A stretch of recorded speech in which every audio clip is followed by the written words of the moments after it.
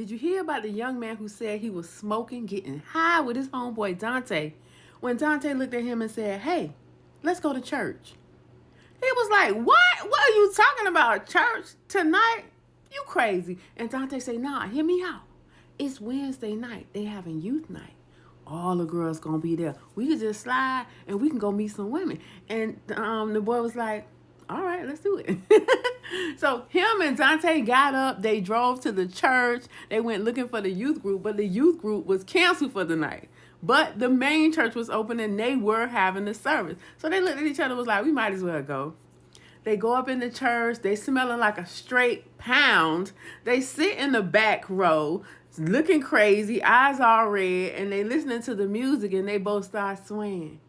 Then the pastor start preaching and their ears are hearing and they feeling like something. The young man is like, I don't know what was going on, but the combination of the music with the pastor and just the whole spirit was just really just feeling. I was just like, dang. He said at the end of the service, when the pastor asked, do anybody want to come to the front? He said he found himself standing up involuntarily and walking towards the front of the church. Now, he ain't never been in church before, so he ain't know what to expect. He walked up there. The pastor prayed for him. Oh, young man, God take care of this young man, come into his life, come into his heart, protect him and guide him. Then the pastor put his hands on him. He said as soon as the pastor touched him, he fell onto the floor screaming and crying and apologizing to God and telling God he loved him so much. And he said he felt like at that moment, God replaced one high for another. He left that church that night with his homeboy Dante, and they just was silent the whole drive home because they can't believe what kind of adventure they got into.